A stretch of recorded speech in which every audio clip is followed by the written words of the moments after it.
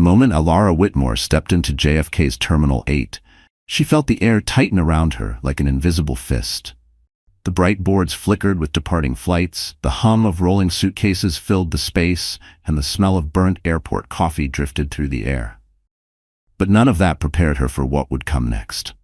One flight, one aisle, one man who broke her, and another who unknowingly held her entire future. Her hand rested protectively on her swollen belly.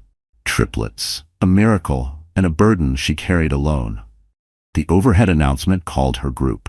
She lifted her chin, smoothed her jacket, and walked toward the boarding lane of the American Airlines flight to Los Angeles. She just needed to make this trip, just needed to secure a job so her 3 unborn children wouldn't enter a world already stacked against them.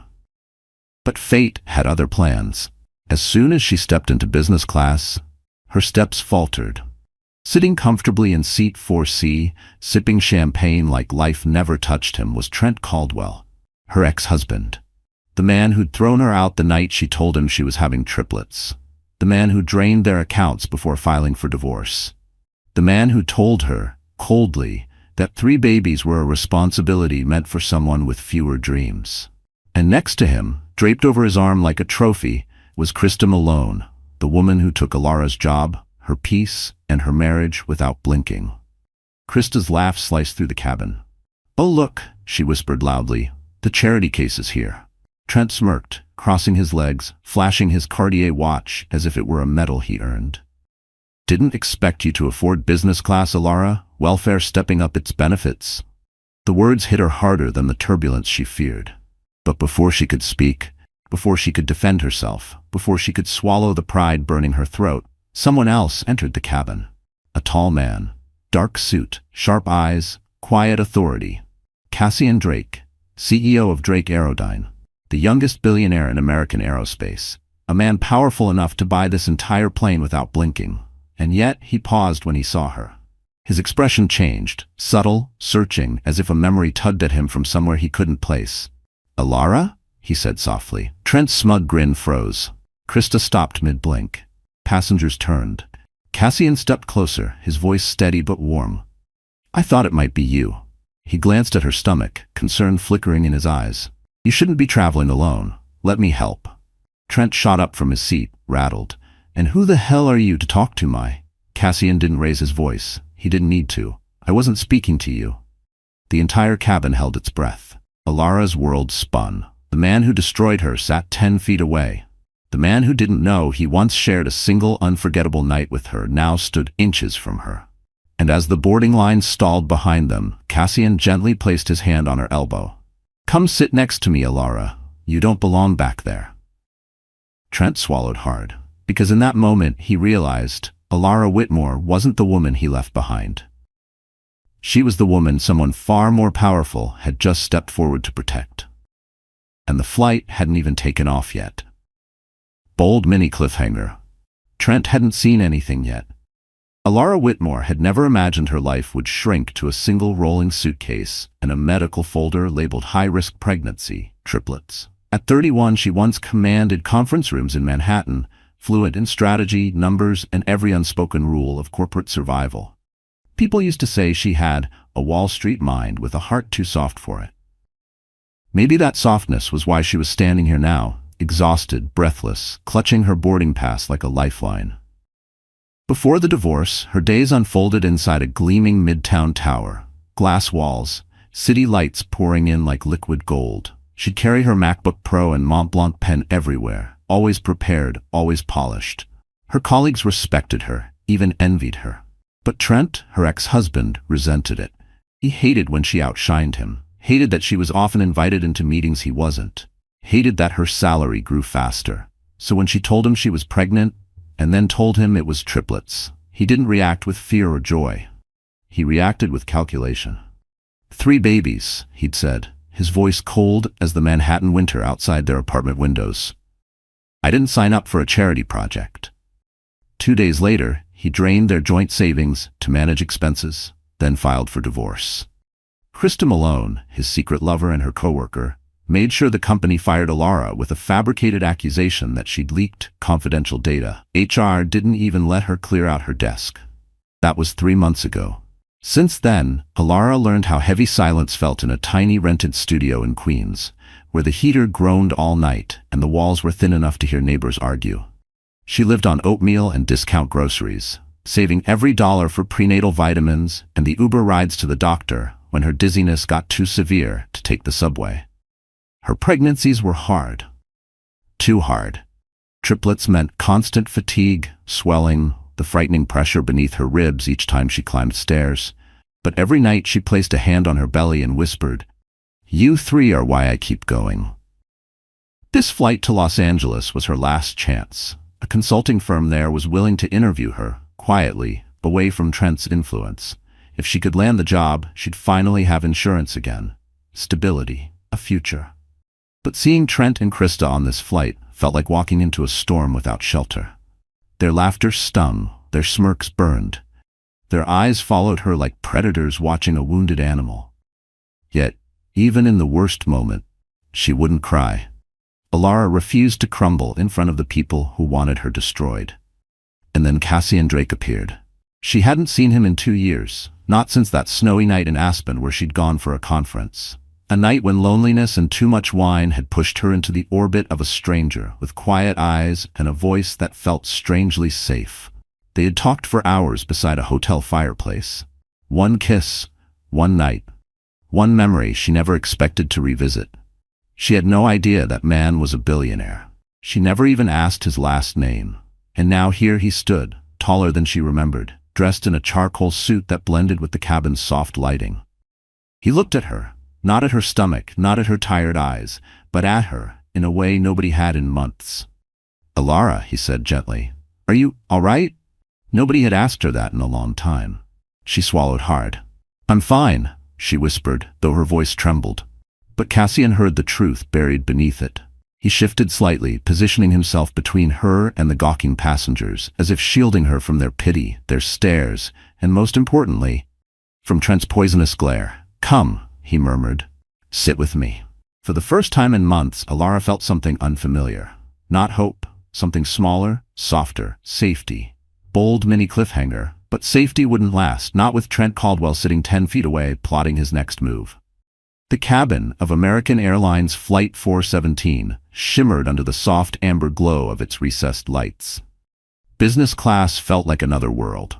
Polished, insulated, a floating slice of Manhattan luxury suspended 30,000 feet above ordinary troubles.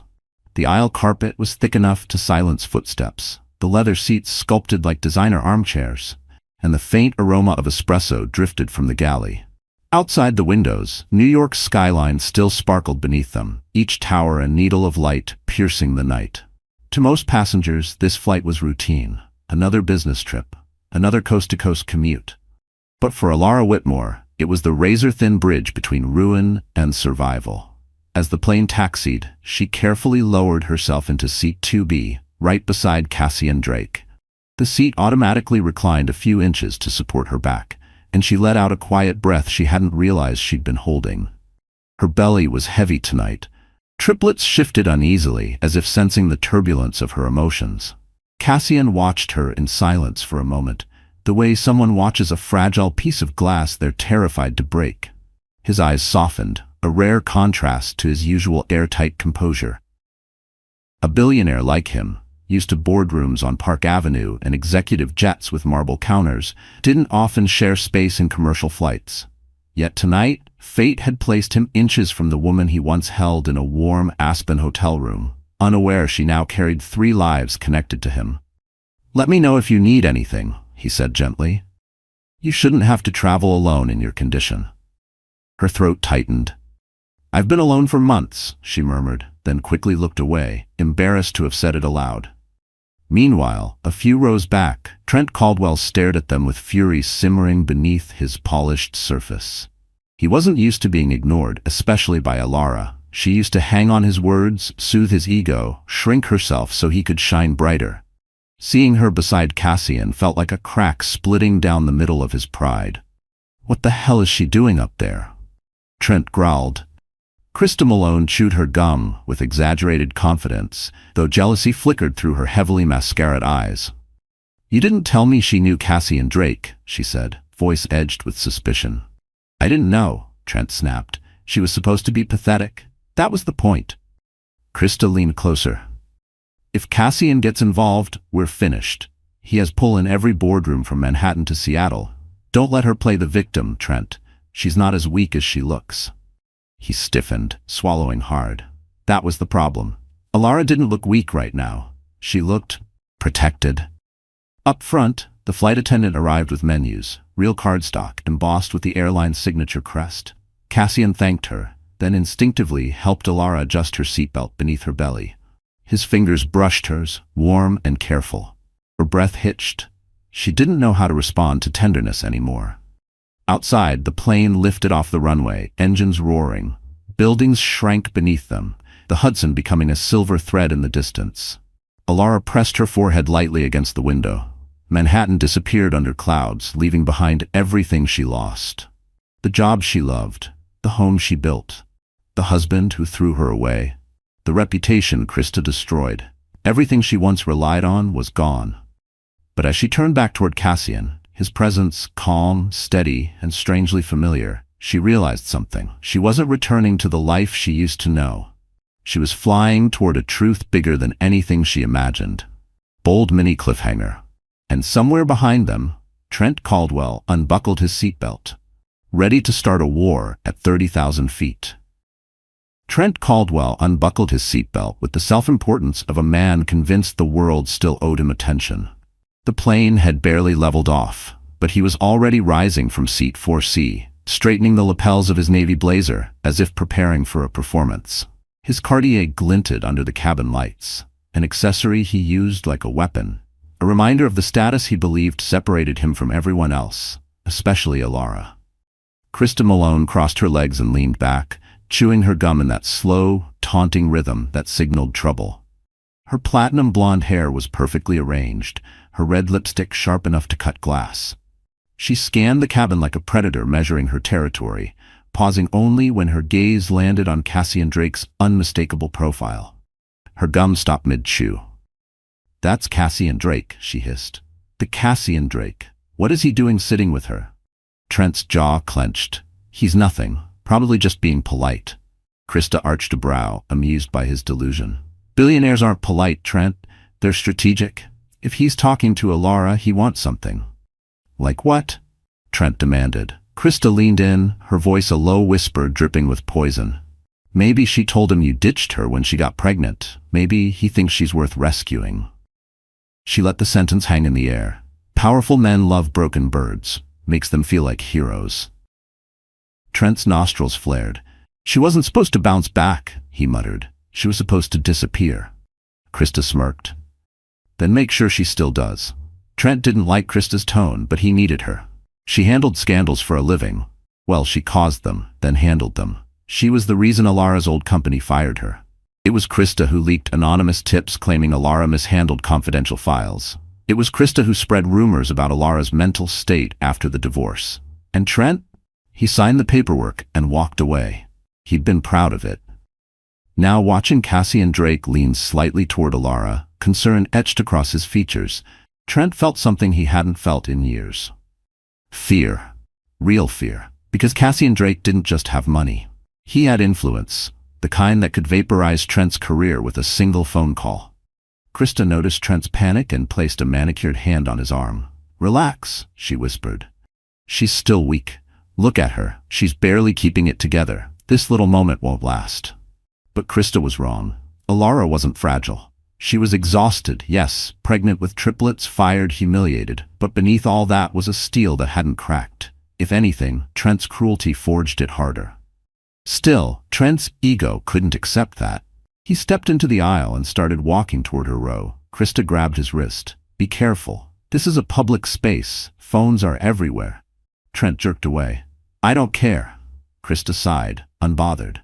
"Fine. But don't say I didn't warn you. The higher the altitude, the harder the fall." Up front, Alara saw Trent approaching. Her pulse jumped. Cassian noticed instantly. His hand tightened around the armrest.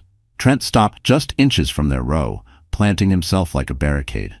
"Well," he said coldly, "isn't this cozy?" Cassian slowly lifted his gaze, unbothered. "You're blocking the aisle." Trent ignored him. His eyes drilled into Alara. I didn't know you were traveling with company. Alara inhaled shakily. I'm just trying to get to my job interview, Trent. Please go back to your seat. Krista watched from afar, smirking like a cat enjoying the show. Trent leaned closer, lowering his voice. Don't embarrass yourself, Alara. Men like him don't look twice at women like you. Cassian's eyes darkened. Before either of them could react, a flight attendant approached sharply. Sir, you need to return to your seat. Trent straightened, plastering on a fake smile. Of course, I was just checking on my... You're disturbing other passengers, she cut in. Passengers were indeed watching, phones were out, and for the first time, Trent realized he wasn't the one controlling the narrative anymore. Bold mini cliffhanger, and the recording that just captured his words hadn't even begun to ruin him. The cabin had settled into a soft hush, the kind that only forms when too many people witness something they shouldn't. The tension Trent left behind clung to the air like static. Alara shifted in her seat, pretending to read the safety card, trying to steady her breathing. Her babies kicked beneath her ribs, an anxious flutter she'd learned to hide. But Cassian saw everything. He always did. You don't have to endure him, Cassian said quietly. His voice was low, firm, filled with a kind of authority she wasn't used to anymore. It didn't ask, it reassured. Alara swallowed hard and forced a nod, though fear still curled in her stomach. Trent was dangerous when threatened, and he'd just seen her protected by a man he absolutely could not intimidate. The flight attendant returned with a tray of sparkling water and ginger ale. For you, Miss Whitmore, she said softly, her eyes warm with sympathy. And a blanket? It's a long flight. Alara blinked in surprise. She hadn't asked for anything. She glanced at Cassian, who simply looked out the window as if he hadn't orchestrated the kindness. He had a way of helping without drawing attention, something Trent had never mastered, even on his best days. But peace never lasted long where Trent Caldwell existed. From the back of the cabin, a man's voice suddenly erupted. Seriously? You're telling me she gets special treatment? Trent. The attendant tried to calm him, but he only grew louder. I've flown business class for years. She gets a blanket and water delivered because she bats her eyelashes at some billionaire? Passengers stiffened, some frowned, others pulled out phones again. Krista covered her face, mortified, but not enough to stop him. Trent stood, projecting his voice so the entire cabin could hear. Alara Whitmore is not who you think she is. She's a manipulator. She faked being sick at work. That's enough.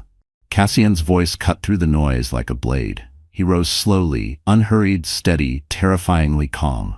The kind of calm that only comes from knowing you hold the power to destroy a man's entire career with one sentence. Trent sneered. What? You think your billions matter up here? Cassian stepped closer. Sit down before you embarrass yourself further. Embarrass myself? Trent barked out a laugh. She ruined my life. She trapped me with... Alara flinched. Her hand instinctively shielded her belly. Cassian saw that, and something in him snapped. He moved between them, blocking Trent's view entirely. You abandoned her, he said evenly. You emptied her accounts. You left her without health insurance while carrying triplets. Gasps broke out across the cabin. Krista froze. Trent's face went ghostly white. Who told you that? Trent demanded, though his voice wavered. Cassian didn't blink. I know enough to say this. If you speak to her again, you will regret it. The threat wasn't loud. It didn't need to be. Billionaires didn't shout to be believed. Trent lunged slightly forward, more impulse than intention. But that was all it took. Several passengers stood up. Someone pressed the call button. A flight attendant hurried over, breathless, her tone no longer polite. Sir, if you continue this behavior, we'll have no choice but to report you to the pilot. Phones were recording again. Trent finally noticed. He paled. I wasn't. This is being taken out of context. But his voice drowned beneath a wave of whispers. That's her ex-husband? He left her while pregnant? What a monster. Shame wrapped around Trent like a noose. He stumbled back to his seat, unable to escape the eyes, the murmurs, the phones capturing every second of his unraveling. Krista moved away from him, sliding to the edge of her seat to avoid the fallout. But the worst was yet to come. Because Trent didn't know one thing. Someone had just sent the video to social media. Bold mini cliffhanger. By the time the plane reached cruising altitude, Trent Caldwell would no longer be a private man. Alara had held herself together for months, through the divorce, the job loss, the humiliation, the loneliness, the impossible weight of carrying triplets alone. But now, with the plane humming steadily at cruising altitude and every whisper behind her tied to Trent's public meltdown, her body began to betray her. It started as a tightening across her abdomen, not painful, just pressure. Then another. A slow, rolling wave beneath her ribs that made her inhale sharply. She pressed a hand against her belly, hoping it would settle. It didn't. Cassian noticed instantly. "Alara," he murmured, leaning toward her. "You're breathing too fast. What's wrong?" She shook her head, forcing a weak smile. "It's nothing. Just stress. I'll be okay." But her voice trembled and Cassian's eyes narrowed. He wasn't convinced. Before he could ask more, the babies kicked again, harder this time, sending another tight ripple across her abdomen. Sweat dampened the back of her neck. She closed her eyes. "Not here. Not now. Please, not 30,000 feet above the ground." Cassian placed a steady hand over hers, not touching her belly, just her fingers. "Tell me what you're feeling." She inhaled shakily. "Just pressure. It's normal for triplets." She paused. The usually cracked her composure. Her eyes burned. Cassian didn't hesitate. He rose just enough to flag down a passing flight attendant. "She needs medical attention," he said calmly, but with unmistakable urgency. The attendant instantly knelt beside Alara. "Miss Whitmore, are you experiencing contractions?" "No," Alara whispered. "I don't think so. I'm overwhelmed." The attendant's face softened. "You've been under a lot of stress. Let's check your vitals." Trent, sitting 4 rows back, twisted in his seat, eyes narrowing. "What now?" he muttered. Krista elbowed him sharply. "Shut up," she hissed. People are still filming. But Alara wasn't watching them. The world around her blurred, voices muffled, lights too bright. Her breathing hitched, shallow and quick. A dizzy fog wrapped around her mind, tightening like a rope. Cassian leaned closer. "Alara, look at me." She tried, but the pressure inside her chest expanded until tears finally spilled over her lashes. She covered her face, shoulders shaking, not with loud sobs, but with the quiet, heartbreaking collapse of someone who had held on for too long. Cassian gently pulled her hands down, his voice soft. "You're safe. Just breathe with me." Her breaths quivered. "I'm sorry," she whispered. "I didn't want anyone to see me like this." Cassian shook his head. "You've carried everything alone. It's allowed to be heavy." His words, simple, steady, cut through the fog like light. But the moment cracked open something deeper. "I lost everything," she whispered. "My job, my savings, my home. Trent took everything. And I kept telling myself I was strong enough, but I'm tired. I'm so tired." Her voice broke. Cassian's expression shifted. Not pity, not shock, but a quiet, controlled fury aimed nowhere near her. Behind them, a few passengers lowered their phones, guilt flickering across their faces. Suddenly, the drama wasn't entertainment anymore. It was a human woman breaking under a weight no one should carry alone. The flight attendant returned with water and cool compresses. "Your blood pressure is elevated," she said gently. "Try to relax. We're here with you." But Trent chose the worst moment to stand. "Unbelievable," he muttered loudly. "She's doing this for attention." Passengers gasped. Alara froze. Cassian rose so fast his seat creaked. He turned slowly, controlled, icy, lethal. "That's the last thing you will ever say to her," Cassian warned. Trent faltered, because Cassian's next words could dismantle a man. "And when we land in Los Angeles, your life is going to fall apart faster than you ever made hers." Bold mini cliffhanger. But what none of them knew, Alara's collapse had only just begun. Alara pressed the cool compress to her forehead, trying to steady her breathing as the plane droned through the night sky. The episode had passed, at least the worst of it, but her body still trembled with aftershocks. The babies shifted restlessly, responding to her stress. She whispered soft apologies to them, fighting the fear clawing at her chest. Cassian didn't leave her side. He'd moved just close enough to shield her from the rest of the cabin, blocking curious eyes, blocking Trent's venom, blocking the world. His presence wasn't loud. It didn't need to be. It was steady, like a hand on your back guiding you through a storm. "Alara," he said quietly, "I need to ask you something, and I want you to be honest with me." Her heart skipped. "What is it?" Cassian hesitated, a rare thing for a man known for decisive billion-dollar moves. He pulled out his phone, lowered the brightness, and opened a confidential medical file. She recognized it instantly. Her prenatal chart, her due date, her conception timeline. Her pulse quickened. "Where did you get that?" "I requested it from the hospital the moment you nearly collapsed," he said. "I needed to know what kind of risk you were facing, and I have the legal authority to do that because—" He stopped himself. The silence thickened. Alara swallowed. "Because what?" Cassian's eyes met hers, and in that moment, the cabin noise faded to a distant hum. "Alara, the timeline matches." His voice was low, controlled, shaken. "The night in Aspen, the night you and I," her breath caught. "No, that can't be. Trent was." Cassian shook his head. "You told me in Aspen you hadn't been with your husband in months." Her world tilted. She remembered that winter night, snow falling against the hotel windows, the warmth of the fire, the rare moment she let herself feel wanted instead of criticized. A night she buried inside her memory the moment she returned to Manhattan and Trent's cold resentment. "I didn't think," she whispered. "I didn't think it mattered." Cassian's voice softened. "Alara, those babies, they might be mine." She felt dizzy again. But not from fear, from shock, from the sudden rewriting of her entire life. Her hands trembled over her belly. 3 heartbeats, 3 tiny lives. His. Cassian reached for her hand, not forcefully, but gently, waiting for her permission. When she didn't pull away, his fingers laced through hers, grounding her. "You should have told me," he murmured. "I didn't know," she said, breathless. "I didn't even know who you were. I thought you were just someone passing through my life." A flicker of something, regret, longing, crossed his face. "I've spent the last 2 years trying to forget that night," Cassian admitted. "It was the only time in my adult life I let myself be someone other than the CEO everyone expects. And then tonight, I see you again, and you're carrying 3 children who might be mine." Alara's voice broke. "What do you want from me?"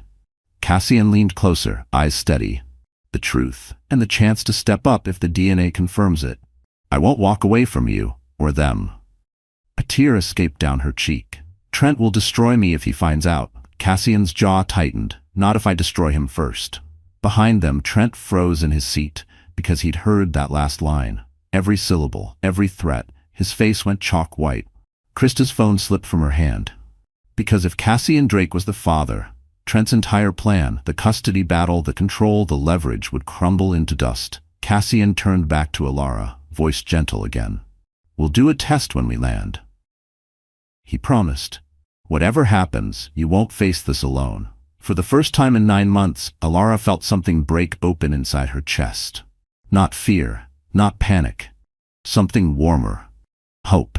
Bold mini cliffhanger. But someone else on that plane had already texted the news to the press.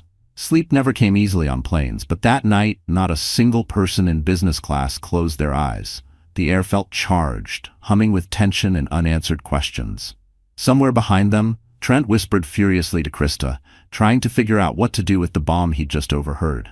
Somewhere in the middle rows, phones buzzed with alerts, as gossip accounts picked up vague hints from an anonymous passenger. And at the front, seat 2B, Alara Whitmore's life quietly shifted. She sat back, breathing slowly, letting Cassian's earlier words echo in her mind. "You won't face this alone." For months, she had carried her pregnancy like a secret burden. Now it felt like a shield, a beginning instead of an ending. But she was still fragile, emotionally drained, stretched thin from stress and fear. Her earlier collapse left her embarrassed, cheeks warm with humiliation.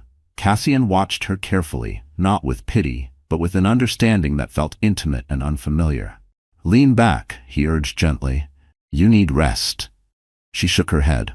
"I don't want to look weak in front of him or anyone." Cassian's gaze softened. "You're not weak, Alara. You're surviving. There's a difference." Those words, simple, steady, slipped into the cracks of her breaking heart and held the pieces together. The flight attendant returned with a warm towel and a small kit. "Here," she murmured. "Lavender oil. Helps with the anxiety." She lowered her voice. "Several passengers complained about Trent. If you need anything, we're all here for you." Alara blinked, shocked. People were helping her. People she didn't even know. Cassian thanked the attendant before turning to Alara. "You should freshen up," he suggested. "Not for them. For you." She hesitated, then nodded. He helped her stand carefully, offering an arm without forcing it. She accepted, her balance steadying as she made her way to the restroom. The mirror inside was harsh, airplane lighting always was, but tonight it reflected a truth she hadn't seen in months. She didn't look broken. She looked tired, yes. Scared, yes. But beneath the exhaustion was a woman who'd endured hell and was still standing. She splashed cool water on her face, reapplied a bit of lip balm from her bag, smoothed her hair, and straightened her clothes. It wasn't glamour. It wasn't a makeover. It was reclamation. When she stepped back into the cabin, the change wasn't physical. It was in her posture. Her shoulders no longer curled inward. Her pace no longer faltered. Her eyes no longer darted nervously toward Trent's row.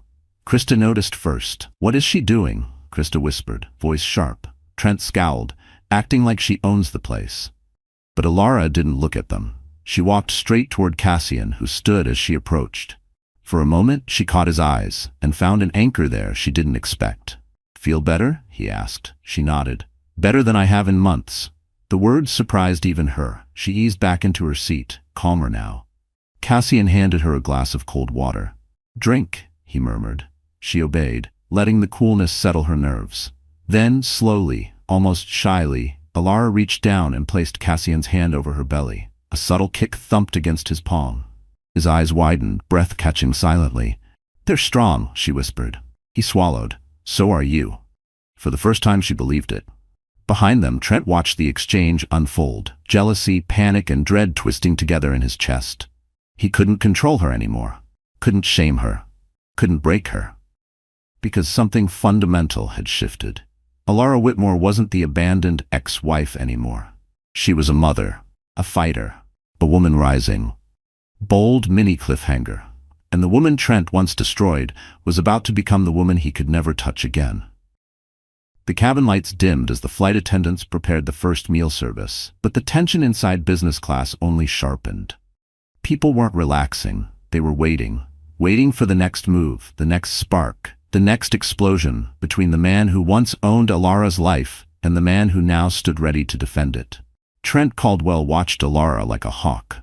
His jaw pulsed, fists clenched around the armrests. Every time Cassian lifted a glass of water for her or adjusted her blanket, Trent's face tightened. He wasn't seeing a woman he left behind. He was seeing a future slipping through his fingers, a future he thought he'd control. Krista Malone sensed it too. She leaned toward Trent, lowering her voice to a harsh whisper.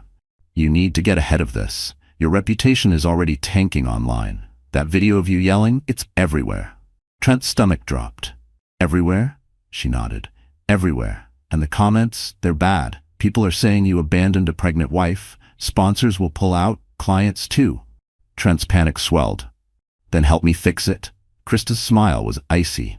"There's no PR strategy for behaving like human garbage." He glared at her, but Krista didn't flinch. She was slipping away from him. Calculating, cold, already drafting an exit plan. She didn't want to sink with a man going down in flames.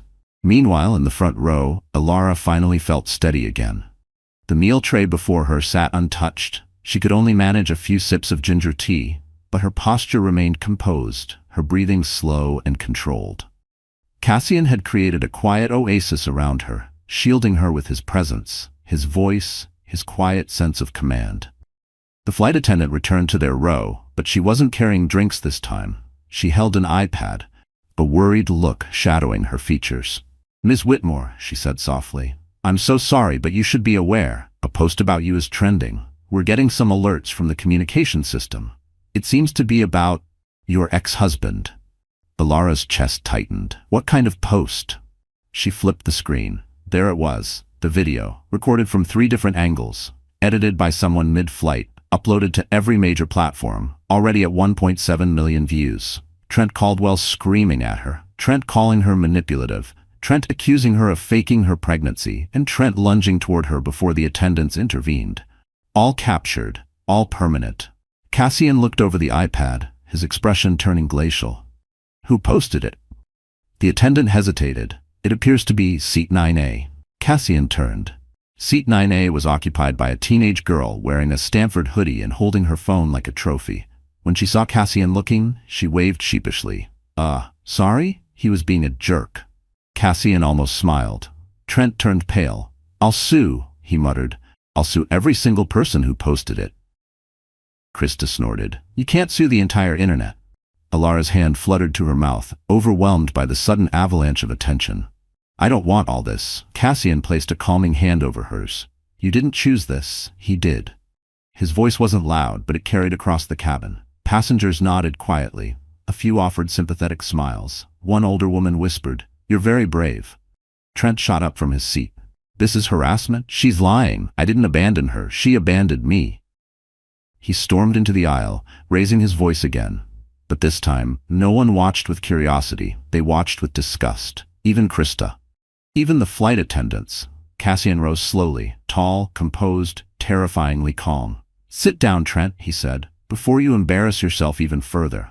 Trent pointed a shaking finger at Alara. This isn't over. Cassian stepped between them. Yes, he said softly, it is. Bold mini cliffhanger, because what awaited Trent in Los Angeles would end the life he once knew, permanently. The cabin lights glowed with a soft, late-night warmth as Flight 417 cut through the darkness toward Los Angeles. Most passengers had finally drifted into a half-sleep, but in the front row, Alara Whitmore sat awake, hands curled gently over her belly, breath even, mind strangely calm. Calmer than she had felt in months. Her entire world had trembled earlier. Trent's insults, his rage, her panic attack, the revelation about Cassian, the viral video, the pressure, the humiliation, the fear, all of it had crashed into her at once. But now, in the quiet hum of the darkened cabin, something else rose inside her. Resolve. Not anger, not vengeance, something cleaner, sharper, a promise to herself, one she should have made long ago. Cassian sat beside her, his arm relaxed across the armrest, his eyes half closed but his attention still on her, attuned to every small movement. You're quiet, he murmured. I'm thinking, she replied softly. About? Alara looked out the window at the horizon. Dark, endless, yet somehow full of possibility. About who I became when I was with Trent, and who I want to be now. Cassian turned toward her fully. And who is that? She exhaled slowly, as if releasing months of suffocated hope. A mother who isn't afraid, a woman who doesn't shrink herself, someone my babies can look up to and say she fought for us. Cassian's expression warmed, truly warmed, slowly, like a sunrise. You already are. She shook her head gently. Not yet. I've been surviving, not living. I want to change that. Her voice gained strength, surprising even herself. Trent spent years telling me I was small, that I needed him, that no one else would ever want me. She paused, emotion tightening her throat. I believed him for too long. Cassian leaned closer. You are not small, Alara. You never were. And now, she said, eyes glistening but steady, I'm done letting him define me. Cassian watched her with a mix of admiration and something deeper, something he hadn't let himself feel in a very long time. Good, he said softly, because once we land, everything changes. Alara blinked. Changes how? Cassian hesitated, not from uncertainty, but from choosing his words carefully. If the DNA is what I think it is, I'll take responsibility, fully, not out of guilt, but out of choice. Alara's breath hitched. Cassian? I'm not expecting anything from you, he added quickly. Not trust, not affection, not a place in your life, just the chance to do what's right. Her chest tightened in a way that wasn't painful this time, just overwhelming. You haven't even asked if I want your help, she whispered. He smiled faintly. You don't have to ask. I'll be here anyway. She looked away, overwhelmed by the sincerity she wasn't used to, the gentleness she feared she didn't deserve. But then a movement caught her eye. A woman from across the aisle, middle-aged, elegant, with a pearl bracelet and a warm smile, leaned slightly toward her. Dear, she said softly, I saw what happened earlier. I just want you to know, you handled yourself with more grace than most people could. Alara flushed in embarrassment. I didn't feel graceful. The woman smiled kindly. Grace isn't about looking strong, it's about standing back up, and you did. Cassian nodded, as if seconding the sentiment. Alara absorbed their words, letting them settle into the deepest parts of her. For months she had lived in shadow, shrinking under fear and exhaustion. But now, on a plane slicing through the night, she felt herself unfolding again. I won't hide anymore, she whispered. Good, Cassian replied. Because Trent is about to face consequences he never saw coming, and you? He paused, a rare softness easing into his voice. You're about to rise. Bold mini cliffhanger. But rising always comes with a cost, and Los Angeles was waiting to collect it. Somewhere above the Rockies, the smooth hum of flight turned uneasy. A low rumble rolled beneath the aircraft, barely noticeable at first, just enough to vibrate the glasses on the meal trays. Alara didn't think much of it until a sharper jolt followed, rocking her gently in her seat. Then another. The seatbelt sign chimed. Passengers straightened. Even the air seemed to hold its breath. Cassian's eyes snapped open as he instinctively braced a hand on the armrest. That wasn't normal turbulence, he murmured. Before Alara could respond, a sharp, twisting pain rippled across her lower belly, different from the earlier pressure. Deeper, more insistent. She sucked in a breath, fingers curling around the seat. Cassian's attention immediately shifted. Alara, talk to me. Her face blanched. Something's wrong. She tried to breathe through it, but the pain tightened again, harder this time, forcing a small cry from her throat. Passengers nearby turned. Cassian pressed the call button instantly. We need medical assistance. Now. A flight attendant hurried over, holding the wall for balance as another tremor rattled the cabin. What's happening? Cassian answered, before Alara could force out words. She's carrying triplets. She's in pain, intense pain. Alara gripped her stomach, her voice thin. I think it's contractions. The attendant paled. At this altitude, we need to check immediately. I'll bring the medical kit and alert the cockpit. As she rushed off, Cassian moved closer, one hand lightly supporting Alara's back, the other hovering protectively near her arm. Stay with me, he urged, voice calm but threaded with panic he never let surface. From 4 rows back, Trent stood abruptly. Are you kidding me? He snapped. She's doing this now? Krista slapped his arm. Sit down, you idiot. She could be in real trouble. But Trent wasn't listening. He stormed down the aisle, stopping just short of Cassian. What did you do to her? She was fine before you showed up. Cassian turned slowly, eyes dark, dangerous. Walk away, Trent. I'm not letting you steal my family. They were never yours, Cassian said, voice low as thunder. Trent faltered. Just as he opened his mouth to shout again, another heavy jolt rocked the plane. This one harder, sending gasps through the cabin. Cups toppled. A few passengers clutched their armrests. And Alara cried out. Cassian whipped back toward her, panic burning past his composure. She doubled forward, breathing fast, eyes squeezed shut as pain radiated through her abdomen. Oh God, she whispered. Cassian, something's wrong with the babies. He caught her shoulders, steadying her trembling frame. Alara, look at me. You're not alone. I'm right here. Breathe with me. The flight attendant returned with a medical kit and an oxygen mask. Ms. Whitmore, she said, kneeling, we've contacted the cockpit. The captain is preparing for an emergency descent. We'll land as soon as possible. Alara's tears spilled, her voice cracking. I can't lose them. I can't, please. Cassian pressed his forehead to hers, his hand cupping her cheek with heartbreaking tenderness. You won't lose them. I swear to you. I'm not letting anything happen to you or our children. The words are hung between them, fragile yet powerful. Passengers watched in stunned silence. Even Trent froze, color draining from his face as the gravity of the moment crashed over him. He wasn't the center of this story anymore. He wasn't the victim. He wasn't the hero. He was simply the man who walked away. The plane dipped sharply, engines roaring as it initiated descent. Oxygen masks rattled overhead from the turbulence. The cabin dimmed. The captain's voice crackled over the speakers. Ladies and gentlemen, please remain seated. We are making a priority landing. Cassian tightened his hold on Alara, his voice steady despite the chaos. Just hold on a little longer. Help is coming. Her fingers tangled with his. I'm scared, she whispered. I know, he said, brushing a tear from her cheek. But I'm here, and I'm not leaving. Bold mini cliffhanger. But as the plane dropped through turbulent clouds, another crisis waited on the ground, one that would change everything. When Flight 417 finally broke through the clouds, the lights of Los Angeles sprawled beneath them like a glittering net.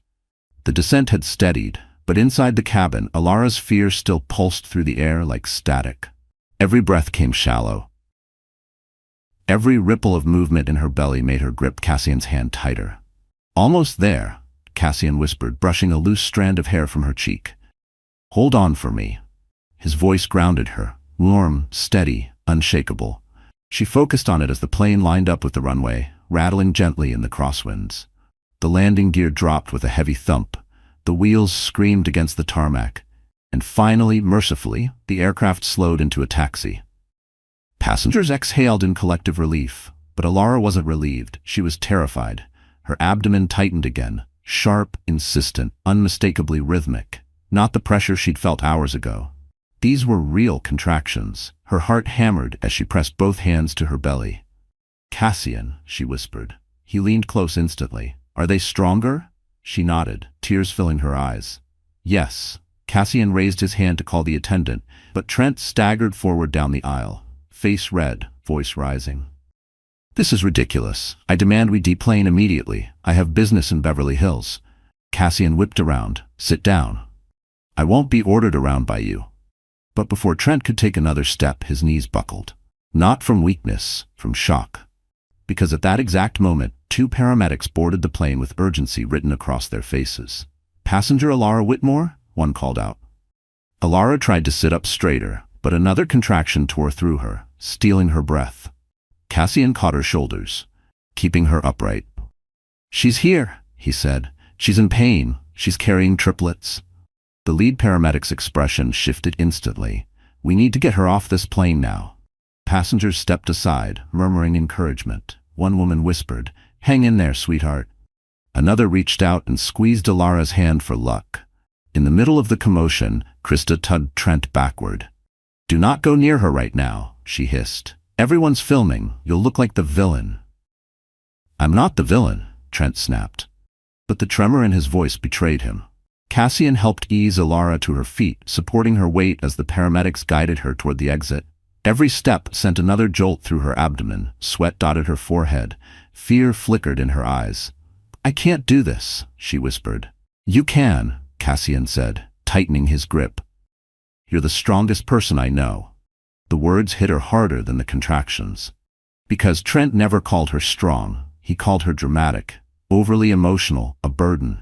Yet Cassian, this man she barely knew, this man tied to her children by fate and a forgotten night, saw her strength even now. They reached the front door of the plane. Cold airport air rushed in. Red lights flashed outside as another emergency vehicle pulled up beside the jet bridge. But before the paramedics could escort her down, a loud commotion erupted behind them. A second plane door had opened farther down the fuselage, and airport police rushed aboard. Passengers whispered. Cassian turned sharply. The officer spoke with crisp authority. "We're looking for Trent Caldwell." Trent froze. What is this?" The officer stepped forward. "You're being detained for questioning regarding the viral incident aboard this flight and a pending investigation from your employer." Krista gasped. The phones came up again. Trent's face drained of color. And for the first time since she'd boarded the plane, Alara felt something shift inside her. Not pain, power. A flicker of justice. Cassian met her gaze with quiet reassurance. "Focus on you," he whispered. "Let the world deal with him." Alara nodded weakly as another contraction hit. The paramedics started moving again, but one thought echoed through her mind. Everything was changing, and not just for Trent, but for her, the babies, and the man quietly claiming a place beside her. Bold mini cliffhanger. Because the moment she reached the ambulance, a truth waited that would change all three of their lives forever. The ambulance lights strobed across the tarmac, casting red and white flashes over Alara's pale face as paramedics loaded her carefully onto the stretcher. The cool Los Angeles night hit her skin like a shock. Her breaths came shallow, controlled only because Cassian never let go of her hand. "You're doing great," he whispered, keeping pace beside the stretcher as they moved quickly toward the ambulance bay. "Just breathe through it." Alara nodded weakly, though fear thickened her throat. Every contraction felt closer, tighter, sharper, like her body was trying to pull itself apart. She wasn't ready. The babies weren't ready.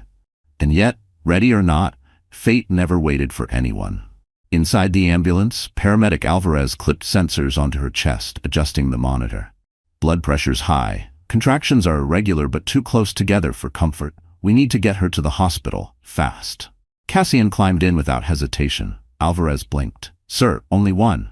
She needs me." His voice left no room for debate. The paramedics exchanged a glance, then nodded.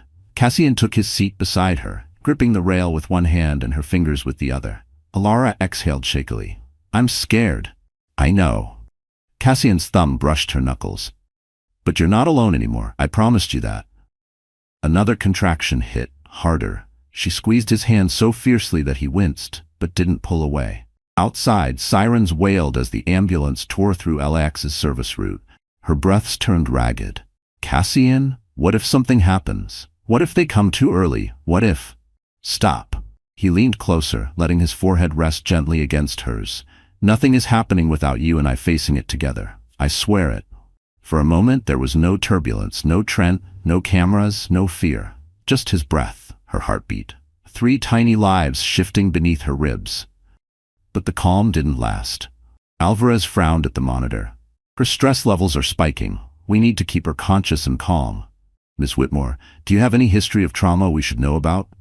Alara closed her eyes, her breath faltering. She didn't want to revisit it now. Not here. Not in front of Cassian. But the memories clawed their way out anyway. My ex-husband, she whispered. He used to yell. Slam doors. Blame me for everything.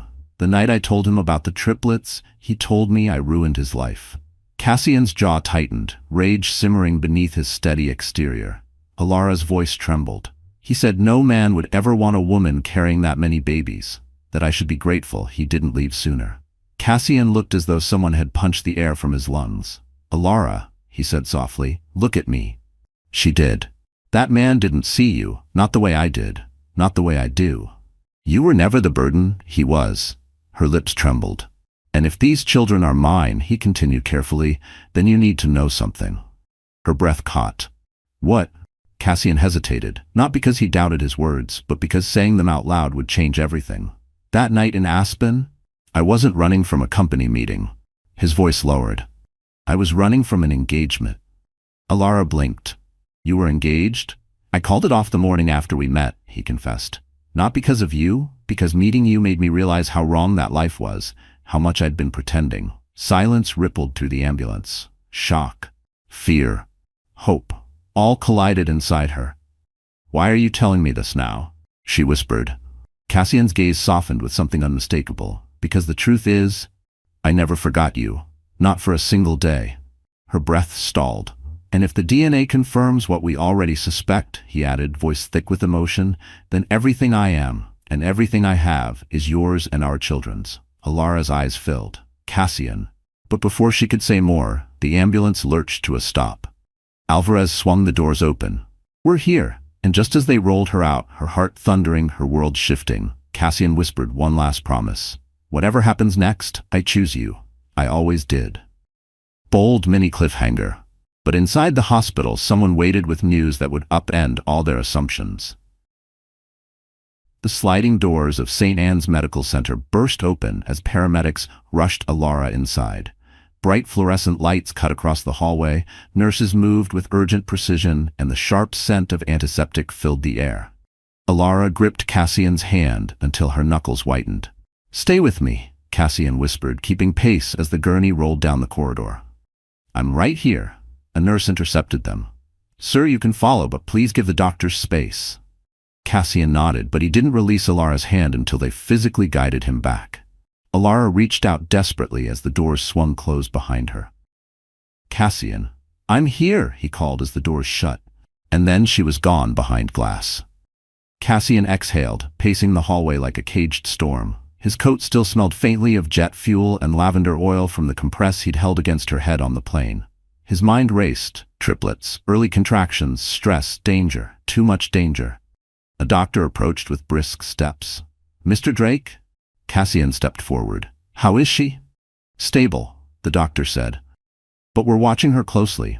Stress-induced contractions can escalate quickly with multiples. Cassian nodded, jaw clenched. I want the best team you have on her. You already have them, the doctor assured. But there's another issue. Cassian stiffened. What issue? The doctor lowered his voice. Someone is already here requesting access to her medical information. Someone claiming to be her spouse. Cassian's blood went cold. Trent, the doctor continued. He was belligerent. Security removed him from the maternity floor, but he's refusing to leave the hospital. Cassian's eyes narrowed, darkness flickering behind them. He comes near her again, and I'll... Mr. Drake, the doctor cut in gently, let security handle him. You need to stay focused on Miss Whitmore. Cassian inhaled sharply. forcing himself back under control. Before he could respond, another voice called from down the hall. "Cassian!" A woman hurried toward him. Dr. Mara Livingston, the hospital's chief geneticist and a longtime colleague of his company's research team. She held a sealed envelope in her hands. His breath faltered. "The DNA results. You told me to rush it," she said. "I have the preliminary panel." Cassian swallowed hard. "And?" Dr. Livingston glanced around. "Let's sit." "No," Cassian said. "Tell me." She hesitated. "Cassian, the results are complicated." That word sliced through him. "Complicated how?" "The probability is extremely high, almost indisputable. The genetic markers match your profile on over 98% of the panel." Cassian's knees nearly gave out.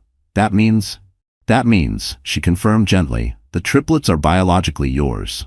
He closed his eyes, fighting the swell of emotion, relief, fear, awe, a fierce protectiveness that roared to life inside him. "But there's something else," she added. His eyes snapped open. "What?" She handed him the sealed envelope. "Two of the babies share an identical paternal sequence. The third shows a slight anomaly. Not a mismatch, just something we need a more complete panel to confirm." Cassian's voice dropped. "Are you saying one of the babies might not be mine?" "No," she said quickly. "Nothing suggests another father. It's likely a benign genetic variation. But in rare cases, triplet sets can form in mixed patterns, two identical, one fraternal." Cassian exhaled, tension loosening. "So they're mine?" "Yes," she said gently, "all three." Before he could respond, the maternity wing doors burst open. "Alara Whitmore is asking for Cassian Drake," a nurse called. Cassian didn't wait. He pushed past security, past nurses, through the doors. His heart pounded as he reached her room. Alara lay against pillows, eyes wet, face pale, but alive. "You came," she whispered. Cassian moved to her bedside, taking her hand with a tenderness that silenced the world. "I told you," he said softly. "I'm not leaving." Her lips trembled. "Did they say anything about the babies?" Cassian brought her hand to his lips. "Yes," he whispered. "And I need to tell you something important." Bold mini cliffhanger. Because the truth he carried into that hospital room would redefine everything they thought they knew about their future. Alara lay propped up on soft hospital pillows, one hand resting protectively over her belly, while the monitors beeped steadily beside her. Her color had improved, her breathing softer now, but her eyes still carried a lingering fear, the kind that only began to fade when Cassian stepped into the room and closed the door behind him. "Talk to me," she whispered. "What did they say?" Cassian sat beside her, his expression a quiet mixture of awe and responsibility. For a moment, he simply held her gaze, as if memorizing her face before speaking the truth that would bind their lives together forever. "The DNA test came back," he said softly. Alara's breath hitched. "And?" Cassian reached for her hand and placed it gently against his chest, right over his heartbeat. "They're mine, Alara, all three."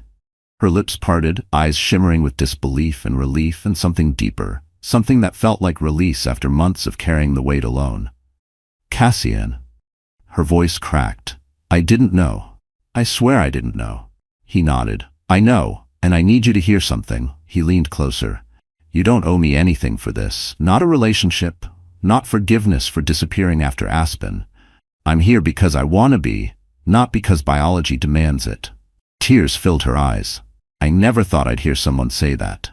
Before Cassian could respond, muffled shouting erupted from the hallway. They both stiffened. A nurse rushed to the doorway. "Miss Whitmore, stay calm, we're handling it." But the voice grew louder, angrier. "I have every right to be here. She's my wife. That billionaire fraud is trying to steal my family." "Trent." Alara felt her pulse spike. Cassian stood immediately, jaw steeled. "He doesn't get within 10 feet of her." Security moved swiftly, blocking the entrance, but Trent shoved against them, red-faced, frantic, desperate. "Get your hands off me. She's lying. I need to talk to her." Cassian stepped into the doorway, voice cold enough to freeze the air. "Your access to her ended the moment you abandoned her." "I didn't abandon anything," Trent snarled. "She trapped me, and now you're done." Cassian didn't raise his voice. He didn't need to. Authority poured off him. "I have the DNA results. The children aren't yours." The hallway gasped. Nurses exchanged shocked glances. Trent staggered back as if physically hit. "No, that's not possible. She was my wife." "You hadn't touched her in months," Cassian snapped quietly. "You know that." Stop embarrassing yourself. Trent's panic spiraled. You're lying. You're trying to ruin my life? Cassian stepped forward, calm as steel. You ruined your own life when you left her with nothing. But the true blow came when a nurse whispered, "Isn't he the man from the viral video?" Trent froze. Cassian watched realization dawn. The internet had already judged him, and the hospital staff recognized him. His career, his reputation, his pride, everything was collapsing. Security finally seized him. Trent kicked uselessly. Alara, tell them that." Alara appeared in the doorway behind Cassian, pale but standing. "Trent." He fell silent. Her voice trembled but carried a strength he hadn't heard from her in years. "Leave this hospital. Leave my life, and never speak my name again." The command broke whatever flimsy thread he was hanging from. Security dragged him away as he screamed empty threats that no longer held weight. The moment the hallway quieted, Alara's knees buckled. Cassian rushed to her, catching her before she collapsed. "You shouldn't be standing," he murmured. "I needed to say it," she whispered, trembling. "I needed to end it." Cassian lifted her gently, guiding her back into bed. "You did more than end it. You reclaimed yourself." Her tears fell freely now, tears of exhaustion, release, victory. Cassian wiped them gently. "Rest now, I'm here." She looked up at him, voice soft. "Cassian, what happens next?" He brushed her hair back, eyes warm and certain. "Next," he said, "you heal, and I help you build the life you and our children deserve." Bold mini cliffhanger. But as Alara drifted into sleep, she didn't know tomorrow's sunrise would bring a decision that would change her future forever. Morning sunlight poured through the hospital room blinds, warm and golden, like Los Angeles itself was offering a fragile kind of peace. Alara woke slowly, blinking against the glow, her body still sore but calmer now. The contractions had stopped overnight, thanks to medication, rest, and the quiet assurance Cassian never stopped whispering whenever she stirred. He sat in the chair beside her bed, coat draped over the armrest, shirt sleeves rolled to his elbows. He hadn't slept. She could tell, but his tired eyes lit the moment she moved. "Hey," he said softly, "how are you feeling?" She exhaled. "Better. Still scared, but better." He reached out, brushing her hand with his thumb. "You and the babies are stable. That's what matters." Before she could answer, Dr. Livingston entered, clipboard in hand, expression calm but urgent. "Miss Whitmore," she said, "your vitals look good. We'd like to keep you another night for monitoring, but the danger has passed. You're safe." Alara nodded gratefully, but then Dr. Livingston added, "There's one more thing. The hospital director asked to see Mr. Drake and Ms. Whitmore privately. It concerns last night's incident." Cassian's brow tightened. "Trent?" "Yes," the doctor confirmed. "And the media." Alara's breath caught. "The media?" Dr. Livingston sighed. "The viral video has reached national outlets. Several reporters are waiting outside the hospital. They know your name now. They know you're pregnant with triplets, and they know who was escorting you off the plane." Alara felt everything inside her sink. "No," she whispered. "I don't want that attention. Not now." Cassian put a steady hand on hers. "I'll handle it." But Dr. Spo and Livingston held up a hand. "Actually, the hospital thinks the best way to protect you is to join Cassian at tonight's Los Angeles Aerospace Gala." Alara stared at her as if she'd misheard. "A gala?" "Yes," the doctor continued. "It's private, secure, media-free, and more importantly, if you appear publicly with Cassian, it establishes a narrative before Trent can twist one." Alara's pulse sped. "I can't go to a gala. I'm pregnant, exhausted, and I barely survived yesterday." Cassian spoke gently. "You don't have to do anything, but if you go, we can control the story. We can protect you." A war raged inside her, fear versus dignity, exhaustion versus the sudden possibility of reclaiming her life. "Will I even be allowed to walk after last night?" she asked weakly. Dr. Livingston smiled. "Not alone, but with supervision? Yes." Cassian turned to Alara, voice softer than she'd ever heard it. "You won't be alone. I'll be with you every second." That evening, the lobby of the Ritz-Carlton glittered under crystal chandeliers. Alara stepped inside slowly, wearing a soft, elegant maternity gown provided by the hospital's charity partner, a deep navy dress that draped beautifully over her belly, a pair of low heels, hair pinned simply. No diamonds, no theatrics, just strength. Cassian walked beside her in a tailored black suit, his hand hovering near her back, not touching, but a silent promise of protection. Dozens of executives, investors, and aerospace leaders turned as they entered. Conversations paused, faces softened. Some looked shocked, but not judgmentally, more like awe. Alara felt every stare. Her breath wavered until Cassian leaned down and whispered, "They're looking because you survived hell and walked in anyway." She steadied. They moved through the crowd, whispers trailing behind them like a current. "That's her. The woman from the plane? She's Cassian Drake's?"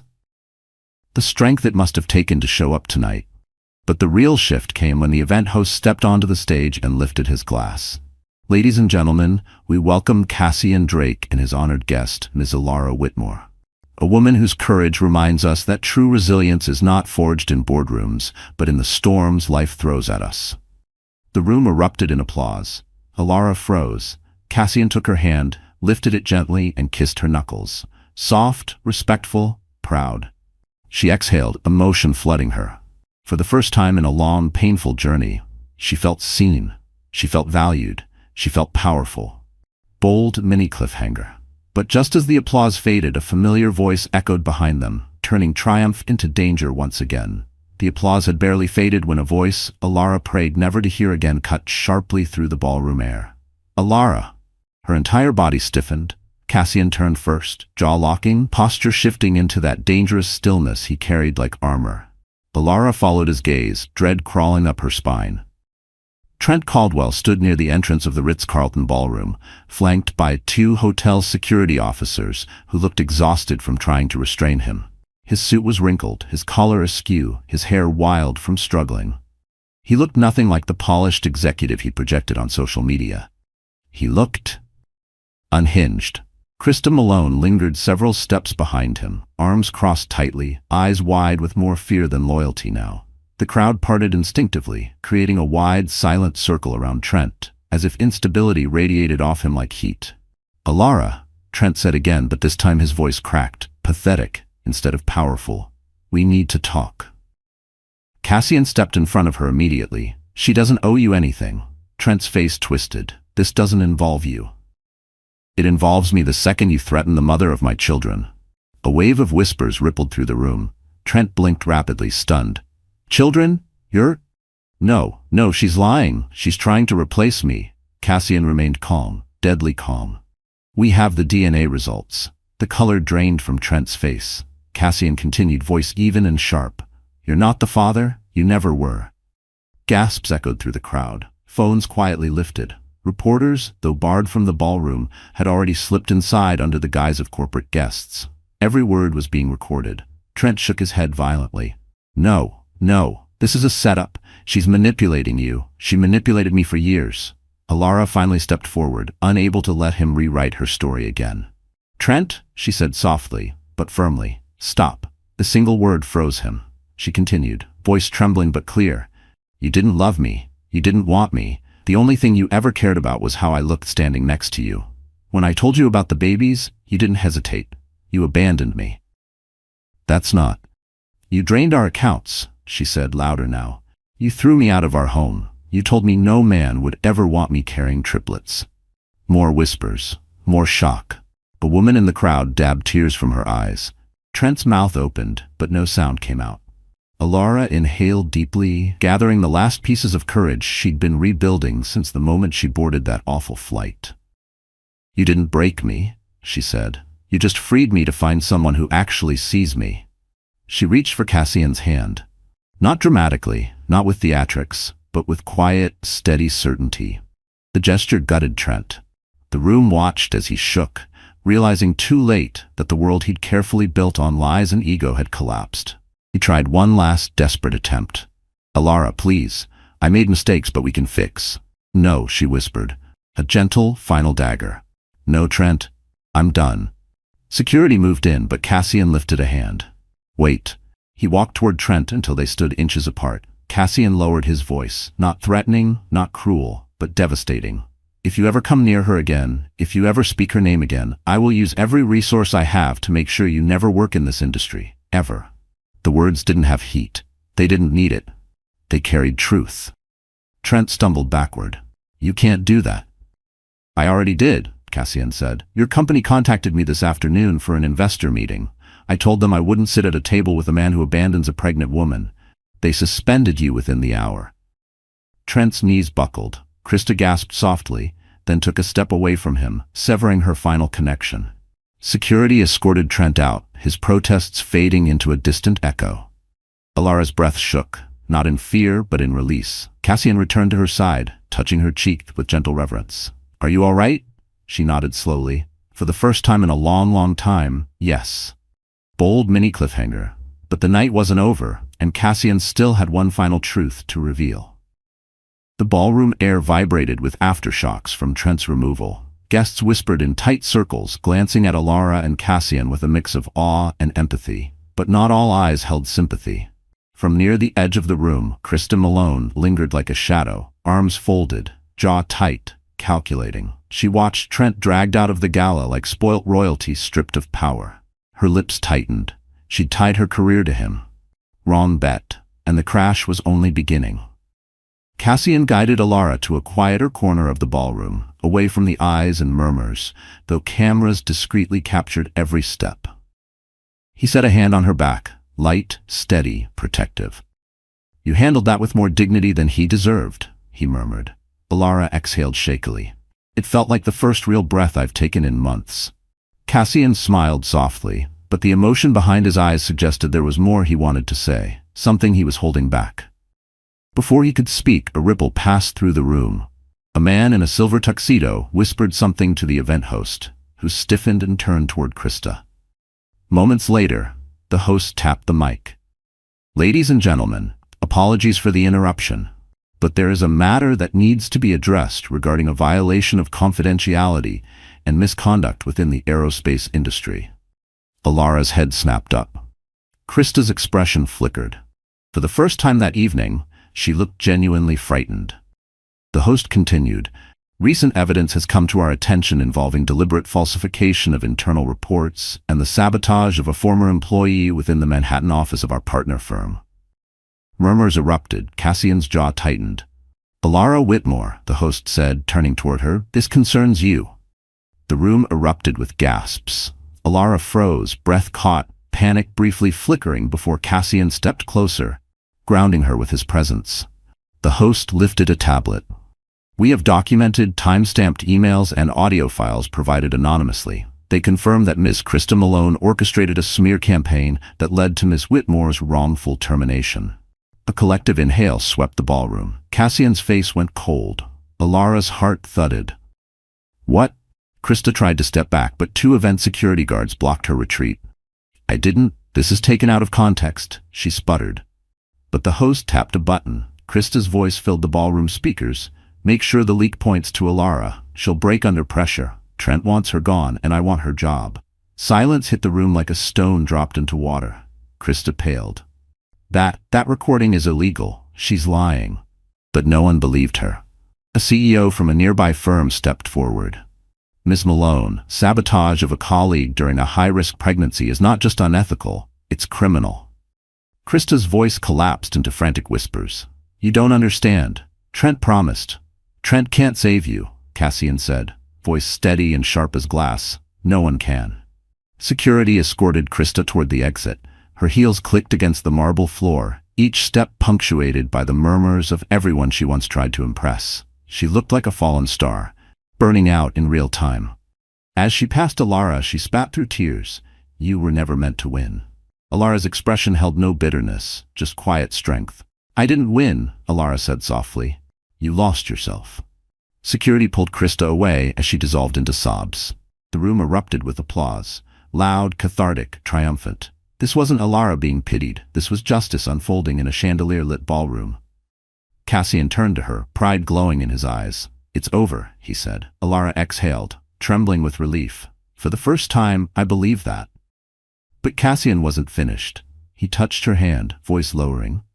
"There's something else you deserve to know. Something important." Her heart startled. "What is it?" Cassian inhaled deeply, gathering courage. "Tonight isn't just about clearing your name," he said. "It's about giving you back the future that was stolen." Bold mini cliffhanger. Because the truth Cassian revealed next would change not just her future, but the future of her children, and the life she never thought she deserved.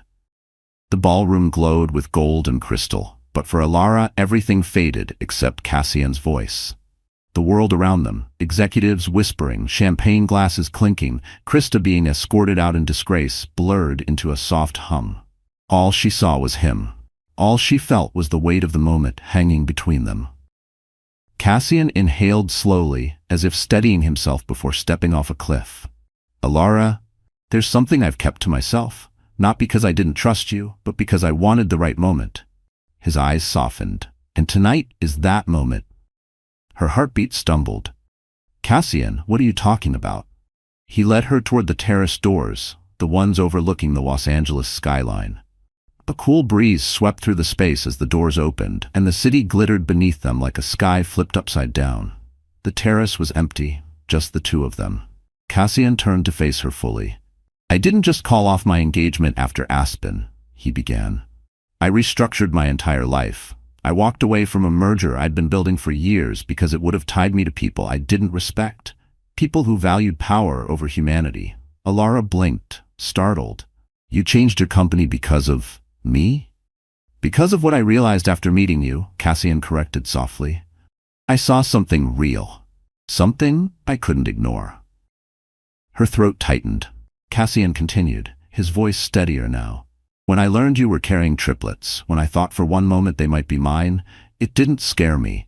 It felt like the universe was giving me another chance to choose something good. Something honest. Alara swallowed hard. Cassian, I don't know what to say. You don't have to say anything yet. He held her gaze, unwavering. Just listen. Inside, through the glass, the ballroom dimmed. A projector lit up the stage as names appeared on the screen. Industry leaders, innovators, the top 100 influential voices. Cassian's own name appeared among the first. But he didn't look away from her. I'm not asking for anything, he said quietly. Not tonight. Not after everything you've been through. I'm not asking you to fall in love with me. I'm not asking you to move in with me or change your life for me. Alara's breath caught. Then what are you asking? Cassian stepped closer, close enough that his warmth wrapped around her, close enough to quiet the trembling in her chest. I'm asking for a chance, he whispered.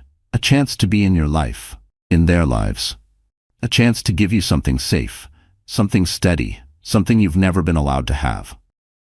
Emotion crashed through her, fear, hope, longing she'd buried so deeply she didn't recognize it at first. Cassian, her voice broke. I'm scared. Everything in my life falls apart when I trust someone. He gently touched her cheek. Then let me be the first thing that doesn't fall apart. The city lights flickered across her skin. Her eyes glistened. Inside the ballroom, the doors burst open suddenly. A rush of noise spilled out. Cheers, applause, commotion. Someone shouted Cassian's name. Alara, Cassian, a staff member panted. You two, you need to see this. They returned inside, still hand in hand. On the massive projector screen behind the stage was an image. Alara Whitmore at the gala, standing tall beside Cassian Drake. And beneath it, in crisp gold lettering, Aerospace Insider magazine, Alara Whitmore, nominee for the 2025 Courage and Integrity Award. Alara froze. The room erupted in applause. A wave of emotion hit her so hard she almost buckled. Cassian steadied her. They're honoring you, he whispered. For surviving, for standing up, for everything. Tears filled her eyes, not of pain, not of fear, but of something she hadn't felt in over a year. Pride. Belonging. Worth. She turned to Cassian, voice trembling. Why? Why would they nominate me? Cassian smiled softly. Because the world finally sees what I've seen since the moment I found you on that plane. Bold mini cliffhanger. But the night was not over, because Cassian was about to make a choice that would change all four of their lives forever. The ballroom's golden lights dimmed into a soft twilight glow as the crowd continued applauding Alara's nomination. She stood there trembling, not from fear, but from the overwhelming realization that she was no longer invisible, no longer trapped in a life built by someone else's cruelty. Cassian stepped closer, his presence warm, steady, anchoring her as she blinked back tears. Alara, he whispered, this is only the beginning. Before she could respond, the host tapped the microphone again. Ladies and gentlemen, before we conclude tonight's ceremony, we have one final moment to honor. Alara felt Cassian's hand tighten around hers. The host smiled toward them. Mr. Cassian Drake has requested the floor. A ripple of excitement spread through the audience. Phones lifted. The air grew expectant. Cassian turned to her, his eyes soft with a mix of nervousness and devotion she'd never seen in him before. "Alara, I need you beside me." He led her slowly toward the stage, guiding her carefully up the steps so she wouldn't strain her balance. When they reached the center, he didn't face the crowd, he faced her. "Alara Whitmore," he began, voice strong but trembling at the edges. "You walked into my life once by accident, and fate brought you back to me in the most unexpected, terrifying moment imaginable." She tried to speak, but he gently shook his head, asking her to let him continue. "I watched you fight through fear. I watched you protect children who didn't choose the circumstances of their life. I watched you stand tall against lies, manipulation, and cruelty. And tonight, I watched you reclaim your dignity in a room full of people who once would have overlooked you." Alara's chest tightened painfully with emotion. Cassian took a breath, stepped closer, and cupped her hand between both of his. "You told me you were scared to trust, scared everything would fall apart again. But Alara, I am not Trent, and I will never be a man who leaves you alone in the dark." Her lips parted, another tear slipping free. Cassian sank slowly to one knee. The room gasped. Alara froze, heart thundering in her chest as if trying to break free. Cassian looked up at her with a tenderness so powerful it nearly unraveled her. "I'm not asking you to rush. I'm not asking you to pretend we're something we're not ready for. I'm asking you to let me be your partner, your support, your safest place. And if you're ready, I'm asking you to marry me." The ballroom erupted, cheers, gasps, applause, but all Alara heard was her own heartbeat echoing in her ears. Cassian continued, voice steady, eyes locked on hers. "No matter what you choose, I'll be here. For you, for them, for the family we didn't plan, but that I'm ready to honor with everything I have." Alara's breath shook. "Cassian, Her hand drifted to her belly. The babies fluttered gently beneath her palm, as if responding to the moment. Then she looked down at the man who had fought for her, protected her, believed her, and saw her in ways Trent never could. "Yes," she whispered. "Cassian, yes." A collective cheer swept the ballroom like a warm wave. Cassian stood quickly, gathering her carefully into his arms. He kissed her, not with urgency, but with reverence, like she was something sacred. Alara felt herself finally exhale, not in fear, not in defeat, but in peace. Hours later, as they stepped out onto the terrace again, the first hints of sunrise painted the Los Angeles sky in amber and rose. Cassian wrapped an arm around her shoulders. She leaned into him, resting her cheek against his chest, listening to the steady rhythm of a man who had chosen her fully. "I feel free," she whispered. "You are," he murmured. "You always were. Now the world knows it too." Below them, the city glowed. Behind them, justice had been served. And ahead of them, a future built not on fear, but on love, healing, and the family she had fought so hard to protect. Bold mini cliffhanger. Because sometimes the most unexpected flight leads you exactly where you were meant to land. All right, my wonderful friends. The story has come to an end. And if you are still here, right now, then something in this journey must have touched your heart in a way that words alone cannot explain. Maybe it reminded you of your own battles, your own heartbreak, your own moments where you had to stand back up after the world tried to break you. This story isn't just about love or revenge. It's about rebirth, about remembering that. As Marcus Aurelius once wrote, the impediment to action advances action. What stands in the way becomes the way. Alara's pain didn't end her.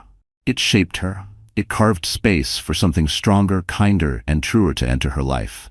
And that's something each of us can carry into tomorrow. You are allowed to start again. You are allowed to choose peace. You are allowed to heal, slowly, gently, bravely. So if this story reached you, stay with us. Like this video, share it with someone who needs a reminder of their own strength. And don't forget to subscribe so we can walk through more stories, more healing, more courage, together. You're not alone here. We're right here with you.